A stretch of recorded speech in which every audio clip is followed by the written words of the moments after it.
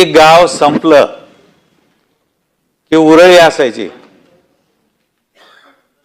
म्हणजे boundary marks म्हणू आपण त्याला.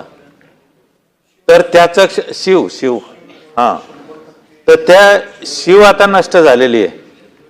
कोकाटे साहेब आपल्याकडे होत्या, मोठमोठ्या उरळे असायच्या, शिवा असायच्या. तर त्याचं रस्ते आता नष्ट झालेत. ते जे क्षेत्र होतं शिव म्हणून 33 फुटाचं असायचं, गावाला असा वळसा घातलेलं, ते आता कोणाच्या सातबाऱ्यात टाकणार. जे शिव रस्ते आहे ते गावात आपल्या 2 शेतकऱ्याच्या मधलं त्याबद्दल सांगितलं. आपलं म्हणणं खरं आहे की गावठाण जे होतं, गावठाणला शिव होती, त्या शिव रस्त्यावर आता मोठ्या प्रमाणात अतिक्रमण झाले आहे. तर काय झालं की जेव्हा गावठाण संपलं तेव्हा या साऱ्या शिव, काही तर पांजण रस्ते अतिक्रमणाखाली आले आहेत, काही शिव अतिक्रमणाखाली आले आहेत. आता मला वाटतं त्या आता एकडे आपण प्रधानमंत्री आवास योजनेत 30 ते 40 50 वर्षापासनं या गावाचा जो शिव आहे 33 फुटाचा वगैरे, यावर जर अतिक्रमण नसेल, कारण आता अतिक्रमण रेग्युलाइज करण्याचाही एक योजना आपल्याकडे आहे, तर ते एकदा आपलं हे GIS सर्वेक्षण झालं की ते शिवरस्ते त्या ठिकाणी गावाची ती गोल शिव ती त्या ठिकाणी उघडी करण्याचा प्रयत्न शासनाचा राहील. पण त्या ठिकाणी एकच पाहावं लागेल की काही गावामध्ये 30 ते 40 वर्षापासून या भागामध्ये जो शिव होती त्यावर सरकारी जागेवर गावाचे मजूर, आपल्या शेतात काम करणारे शेतमजूर अशा लोकांचे घर आहेत, त्यांनाही प्रोटेक्शन देण्याचा 2011चा आपला कायदा आहे. त्यामुळे जर जिथे अतिक्रमण नसेल त्या ठिकाणी ते कमी करू, पण ती शिवबद्दल आमचा विचार आहे. एखादा रस्ता जर पूर्वीचा असेल आणि तो रस्ता पूर्वीचा जर योग्य पद्धतीने असेल तर दुसरा रस्ता जाणीवपूर्वक करण्याचा सुद्धा काही ठिकाणी प्रकार होतो. म्हणजे मुद्दाम त्रास द्यायचा. एक तर शेती कमी होत चाललेली आहे आणि जो लाभधारकांनी पहिल्या रस्त्याला जमीन दिली असेल तर दुसऱ्या रस्त्यासाठी मुद्दाम, तो राजकीय पण असेल किंवा कुठलं षडयंत्र असेल, त्यासाठी दुसरा रस्ता करण्याची जी मागणी होते ती मागणी जर अयोग्य असेल तर ती तात्काळ फेटाळली पाहिजे. त्याच्या बाबतीमध्ये त्या बिचाऱ्यावर अन्याय होऊ नये या संदर्भातला निर्णय घेणं गरजेचं आहे. जणांनी रस्त्यावरचे नकाशे जे आहेत ना ते अपडेट केले पाहिजेत. रस्त्यावरचे नकाशेवर जे रोड नकाशे आहेत ते पूर्वीचे आपण आता इथं सांगितलं digital India record mining project करतोय आपण, त्याप्रमाणे पूर्वीचे रस्ते जे आहेत पानन रस्ते, हे केंद्राचा आणि राज्याचा आपला निर्णय झालाय, ते रस्ते पूर्णपणाने जिथे काही तिथं अतिक्रमण असतील तर ती कोणाची परवानगी न करता बाजूला करून ते रस्ते करण्याच्या संदर्भातलं तुम्ही धोरण ठरवणार आहात का? आणि जिथे रस्त्याची गरज नसेल पण मुद्दाम रस्ता टाकण्याचा प्रयत्न असेल त्याच्यासाठी बंधन करण्यासाठी आपण हा अधिकार तहसीलदारांना दिला पाहिजे.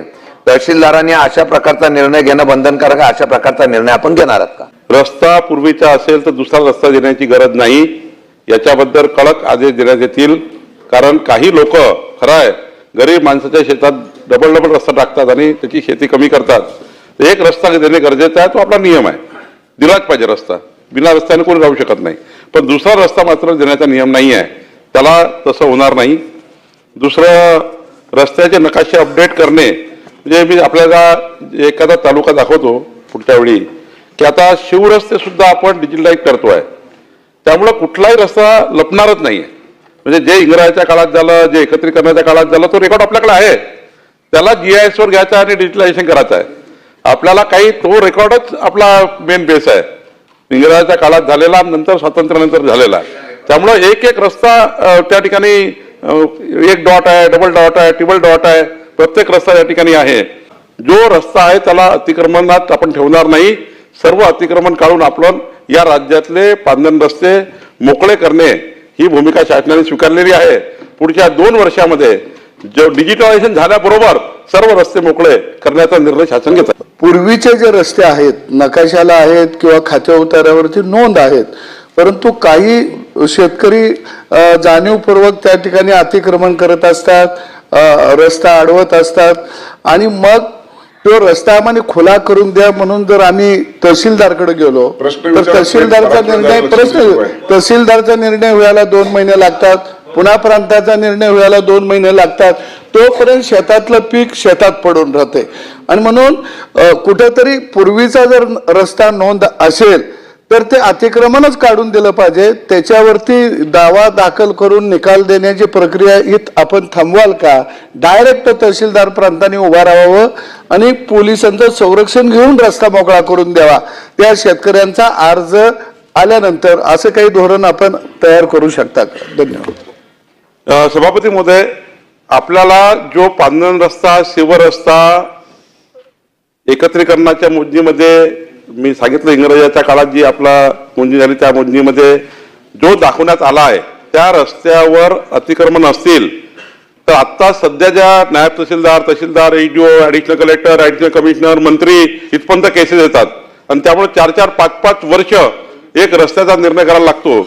आम्ही कायद्यामध्ये सुधारणा करतो आहे MLRC कोडमध्ये आणि या ठिकाणी इतके खाली पॉवर देतो आहे की त्याला मंत्रालयाच्या खेटा मारा लागणार नाही आणि त्यामुळं जो रस्ता आहे तो लोकांना रस्ता मिळेल याचा लवकरच या ठिकाणी आम्ही सभागृहात येतो आहे आणि त्याकरता लवकरच कायदा आणण्याचा आम्ही प्रयत्न करतो.